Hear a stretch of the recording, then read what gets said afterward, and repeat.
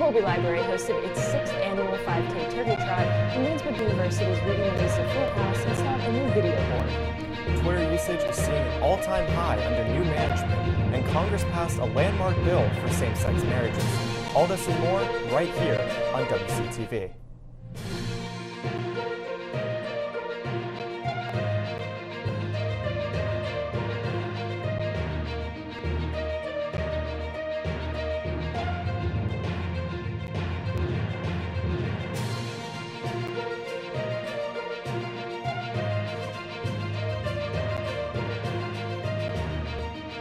And now, your 5 o'clock news on Channel 14.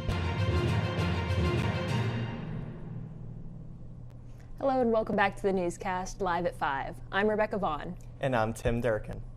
There have been some big changes in the Rudy Marisa Fieldhouse as winter sports begin. Micah Leith has more. There's a new addition to the Rudy Marisa Fieldhouse. This new video board, which was installed over the Thanksgiving break, has expanded the capabilities of athletics and sports information. These projects put us, no pun intended, ahead of the pack.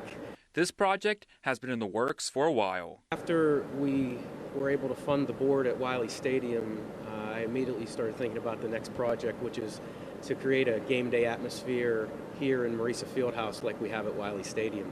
The new equipment enhances the experience in the Fieldhouse by providing up-to-date stats and numbers. It's unlimited, really, and we're hoping to, we have some ideas for wrestling matches about cutting the lights down and putting a spotlight on the mat and doing some things like they do at Iowa and Penn State and other places like that to create a big school atmosphere at our smaller school. And that's really what I'm hoping to do with all these renovations, from the locker rooms to the boards. It just create an atmosphere where these student athletes can be proud of what they're doing, just as proud as we are of them. The project would not have happened without the support of alumni, supporters, and donors.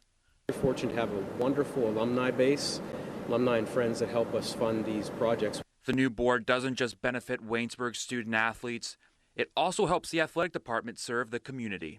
But just like we hosted WPIAL playoff games on our softball turf, I think that this could bring more local high schools and even regional high schools to this location.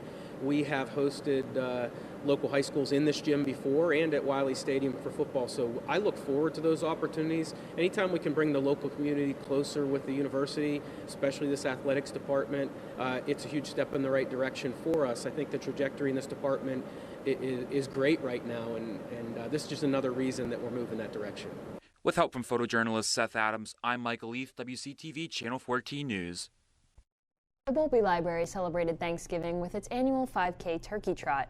Tim Durkin has more. Thanks, Rebecca. I'm here outside the Bowlby Library for the Turkey Trot 5K. And as you can see behind me, some of the runners and walkers are starting to trickle in. On your marks, get set, go! And they're off. On Saturday, November 19th, the Bowlby Library hosted its 6th annual 5K Turkey Trot event. Residents from the surrounding area were able to participate in a variety of events.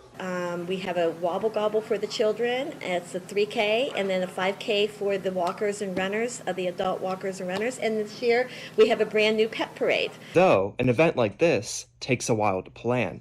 Oh gosh, we start in like June. The day started off with registrations and the national anthem. The children went first, then the walkers, and then the runners. The course spanned much of the nearby neighborhood, even going through parts of Waynesburg University. At the end of the day, the winners were awarded their prizes. Overall series winner for the kids race is Maggie Courtwright. I love the children. Reporting for Channel 14 News with photojournalist Micah Leith, I'm Tim Durkin.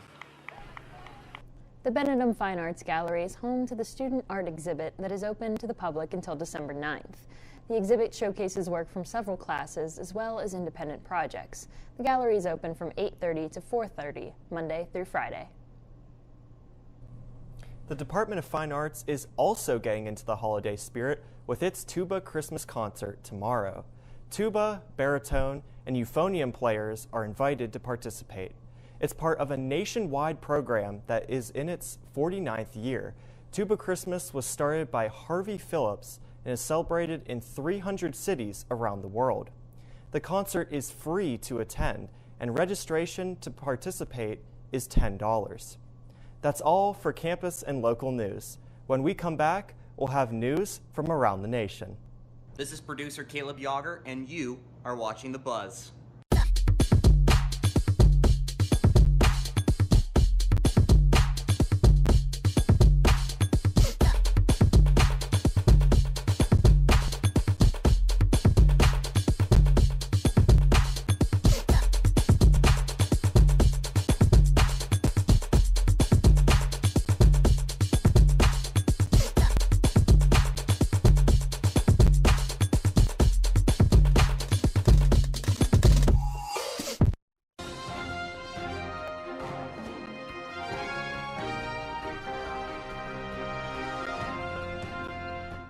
Welcome back to the newscast, live at 5, only on Channel 14 News.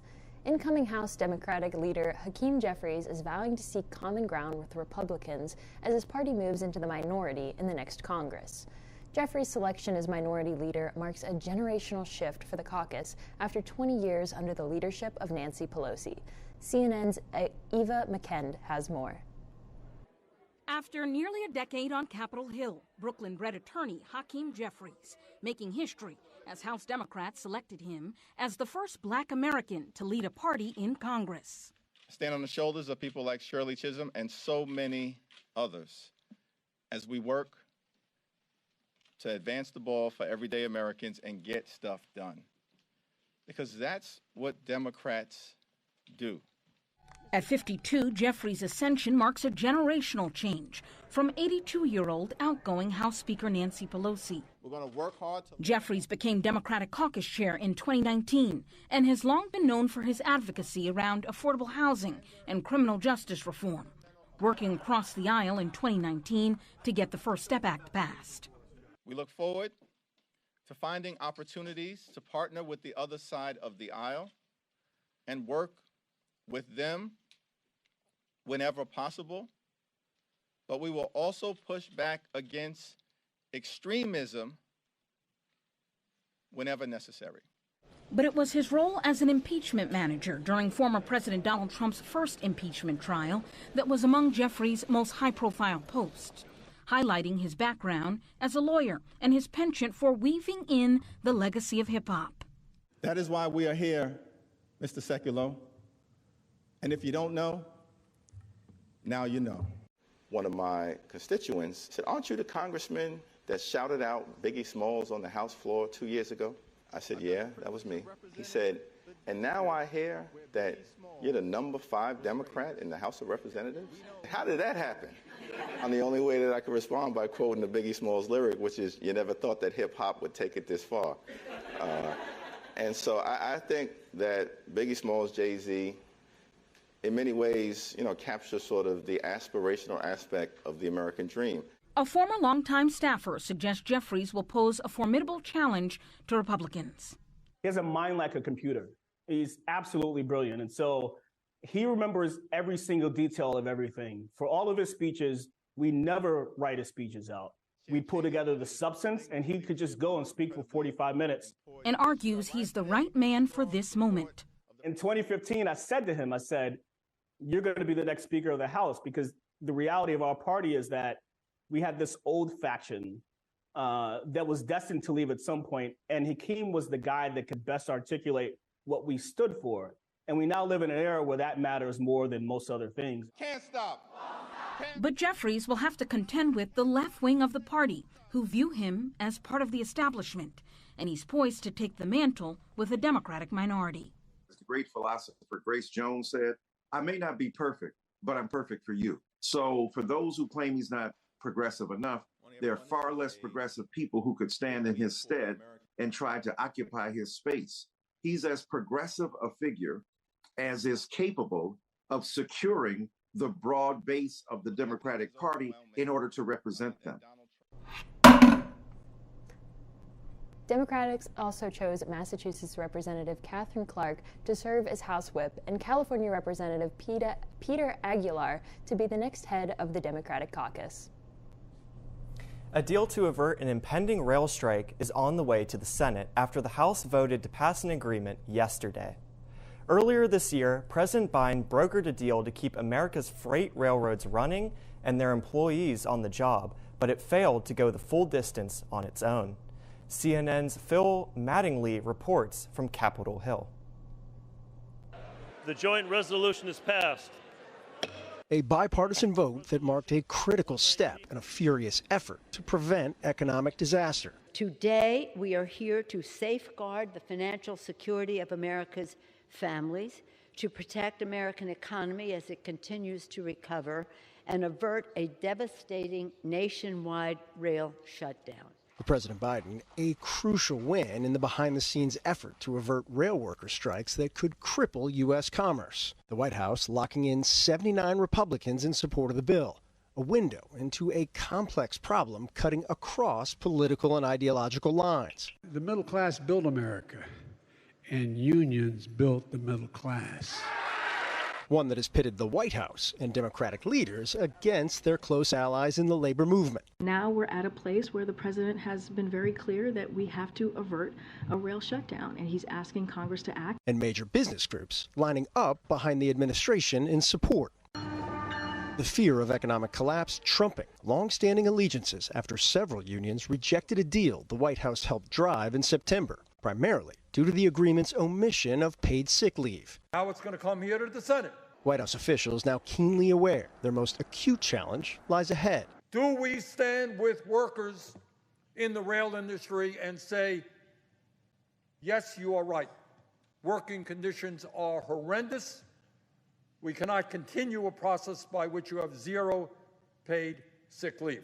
The House voting to pass a separate bill to include paid sick leave, as Senator Bernie Sanders pledged his own effort in a fiery floor speech. Biden set to dispatch his top two cabinet officials, Labor Secretary Marty Walsh and Transportation Secretary Pete Buttigieg, to meet behind closed doors with Senate Democrats on Thursday. A meeting, White House officials say, will focus on an agreement they say includes clear wins for union workers, including the largest pay increases in more than 5 decades. Democratic sources say they are cautiously optimistic Biden will get the votes, with Republican agreement on moving forward. Leader McConnell and I both want to pass it quickly.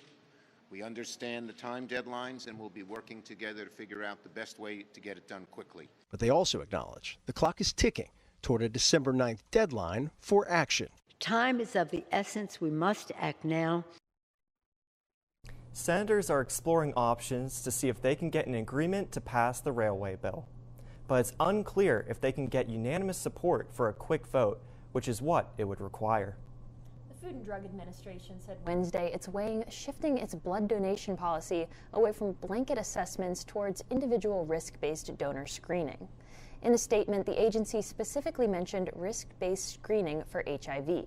The FDA didn't offer further details, but the Wall Street Journal, citing sources familiar with the plans, reported the changes would let more men donate blood.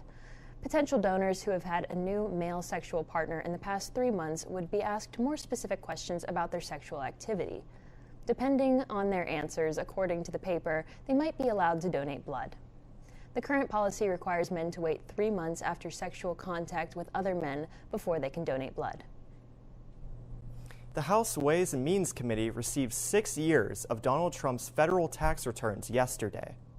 The Treasury Department confirms that it has complied with a court-approved order to release the returns after the Supreme Court refused to stop it last week.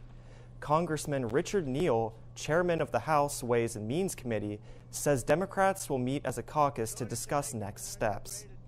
House members will have to decide how to proceed with the tax returns for both the former president as well as his corporate entities. Trump has waged a legal battle for years to keep the returns private. It's not expected that any of the information will be immediately released to the general public, but key House Democrats will be briefed on the legal ramifications later today. Tech layoffs are mounting as DoorDash lets go around 1,200 employees. The delivery app CEO Tony Zhu sending a memo to employees Wednesday that said the team grew too quickly during the pandemic. Zhu said this was the most difficult change he has had to announce in their almost 10-year history. He went on to say that, quote, most of their investments are paying off, but were not as rigorous as they should have been in managing team growth, end quote. The cuts represent about 6% of its staff. Shares of DoorDash are down more than 60% so far this year. These layoffs come with looming recession fears and rising inflation. Meta, Twitter, and Amazon are among other tech companies that have announced significant job cuts. The Senate passed a landmark bill to protect same-sex marriage Tuesday. Take a listen to the historic moment. There are 61, the nays are 36. The bill, as amended, has passed. Mr. President, what a great day. What a great day. While the measure doesn't prohibit states from banning those marriages, it would force them to recognize such marriages granted by other states. The bill now heads to the Democrat-controlled House of Representatives. That's all for national news. When we come back, we'll have Gwen Napier with your business and entertainment update. But first, we have Caleb Yager outside for a quick look at the weather. How we doing, Waynesburg? This is Caleb Yager from Channel 14 News. The Christmas season is finally upon us, and this week in particular, we have a lot of events going on. Tomorrow night is the light-up night for Waynesburg, and we also have the Christmas parade on Saturday. But the question is, what does the weather look like for both of those events? Stay tuned to find out right here on Channel 14 News.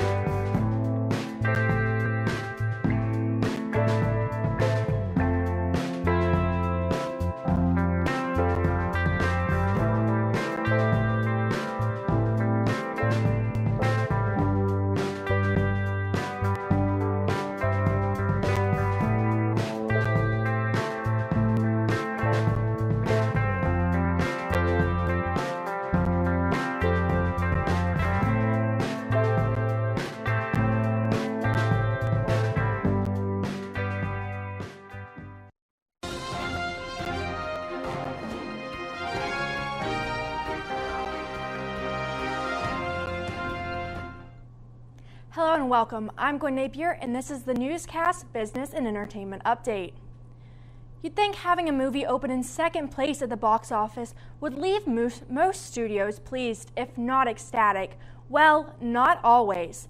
David Daniel has this and more in today's Hollywood Minute.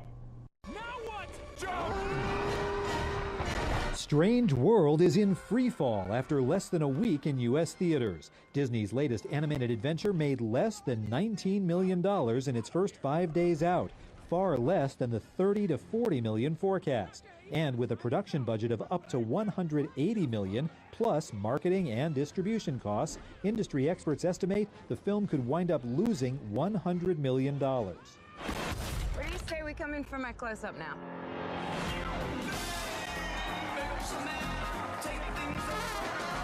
Here's your latest look at Margot Robbie and Brad Pitt in Babylon. Damien Chazelle's epic about early Hollywood, which also stars Gene Smart and Tobey Maguire, hits theaters December 23rd. You know, she's in a different place this film. Scarlett Johansson is going to a somewhat familiar place for her first lead TV role. She's set to star in and executive produce Amazon Studios' limited series Just Cause. It's based on a 1992 novel by John Katzenbach, which was also adapted for a 1995 movie with Sean Connery and Johansson in one of her first big screen roles. In Hollywood, I'm David Daniel. New user signups for Twitter are at an all-time high. That's according to Twitter CEO Elon Musk. He says the platform is averaging over 2 million new signups per day in the last 7 days as of November 16th. That's up 66% compared to the same week last year. The information was part of a number of slides that Musk tweeted Saturday. The slides also said user active minutes were at an all-time high averaging nearly 8 billion user active minutes per day in the last 7 days as of November 15th. That's up 30% compared to the same week last year. For the third year in a row, Bad Bunny was Spotify's most streamed artist worldwide. Spotify's Wrap is a yearly roundup of artists and song users spent the year listening to. The Puerto Rican singer tracks generated more than 18.5 billion streams so far this year. His smash hit album Un Verano Sin Ti was also nominated for Album of the Year at the upcoming Grammys. Others included in the worldwide top 5 are Taylor Swift, The Weeknd, and K-pop icons BTS. Here in the U.S., Drake was the most streamed artist, and Kanye West, who has been widely critiqued for the anti-Semitic comments, also made the top 5. The U.S. economy had a better than expected third quarter. According to the latest gross domestic product report, GDP increased by an annualized rate of 2.9%. That's better than the preliminary reading the government had last month, the forecast from Refinitiv.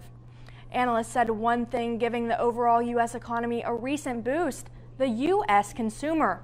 Early reports of Black Friday and Cyber Monday sales appear to be strong. Home prices, meanwhile, dropped from September to August, which marks the third straight month they've declined in more than 3 years. That's all for business and entertainment. When we return, we'll be with Brock Owens, and he'll have the latest in Waynesburg sports.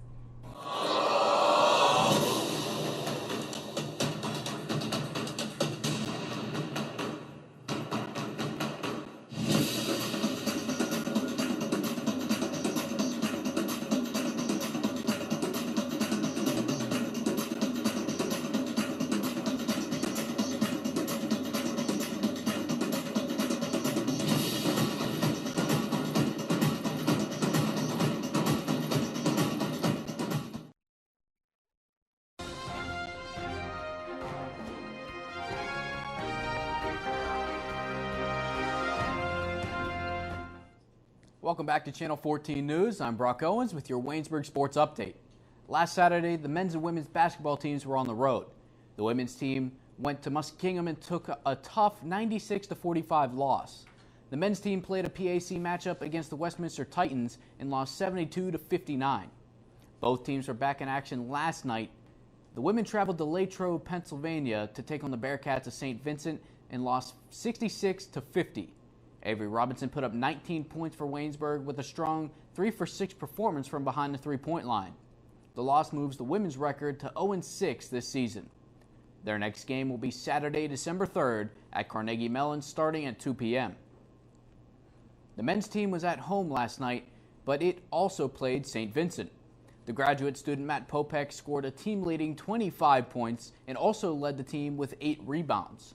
Waynesburg led at halftime in a low-scoring 23-20 battle, but the Bearcats ended up winning 63-57. The loss drops the men's record to 1-5 on the season. The next game for the men is this Saturday at home against Penn State Barrett. Tip-off is at 3 p.m. We also had some esports action yesterday with Timbo winning 3-1 in a Super Smash Bros. Ultimate playoff matchup against PB John of Rio Grande College. There will be more Super Smash Bros. Tomorrow when Colsub competes in a playoff matchup against Tony Pajamas. Great name, by the way. Also, tomorrow the Rocket League team will continue the playoffs with Waynesburg playing King's College at 5:30 p.m. Tomorrow and Saturday, the wrestling team will be back on the mats again. They'll travel to York College of Pennsylvania to compete in the New Standard Invitational. This is the first competition for the team since the Waynesburg Duels on November 19th. And finally, the men's and women's indoor track team start their season tomorrow with the Youngstown State University Icebreaker. That's all for Waynesburg Sports. When we come back on WCTV, we'll have Caleb Yager with a 7-day weather forecast. You're watching WCTV, where we aim to bring you the best local coverage of what you care about most. Everything from local businesses to hometown sports and the latest weather. We're keeping up to date with what you need to know about issues that affect our campus and our community. We're telling the stories that matter, celebrating our past, our future, and our potential. So tune in for all the latest buzz right here on WCTV Channel 14, Waynesburg.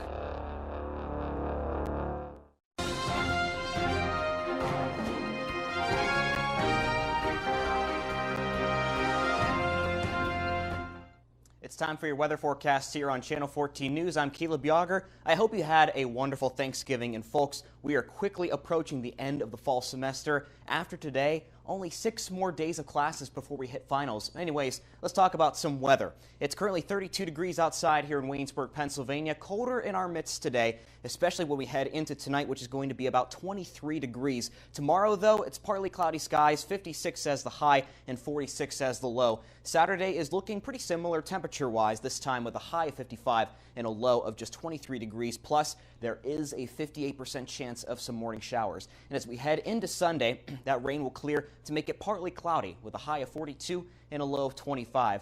Now, to start the final week of classes, it's going to be a high of 47 degrees with a low of 39 on Monday. Tuesday is going to warm up just a bit to 51 with a high chance of showers. And last but certainly not least, Wednesday is going to be partly cloudy. These temperatures are going to keep fluctuating up and down a bit, and we see that with a high temperature going up to 51 degrees with a low of just 27 degrees. Once again, this has been your extended weather forecast on Channel 14 News. Yes, thank you, Caleb. And he said it. We are approaching the end of the semester, which means it's just about time to be my favorite time of the year, Christmas. I am so excited for the Christmas season. My tree is already up at home. I've got garland on the fireplace. I am ready. What are you guys thinking about Christmas season coming up? Yeah, I feel you, Rebecca. I am definitely ready for Christmas. Thanksgiving's out of the way, so bring on Christmas. Yeah, Brock? Yeah, most people that know me know I'm not a huge holiday guy. That's not the case with Christmas. I am a big Christmas fan. It's really one of the only holidays I really appreciate, but I'm excited. Wonderful. Tim? You know, I'm a guy who doesn't like to play Christmas music or put up any Christmas decorations until December 1st. That's today. So starting today, I am in the Christmas spirit. But unfortunately, that is all the time that we have left for today. With that, that is the second to last episode of the Newscast. Catch us next week for the final episode of the Newscast for the fall 2022 semester. But you can catch all of the previous episodes on our official WCTV YouTube channel. Until next time.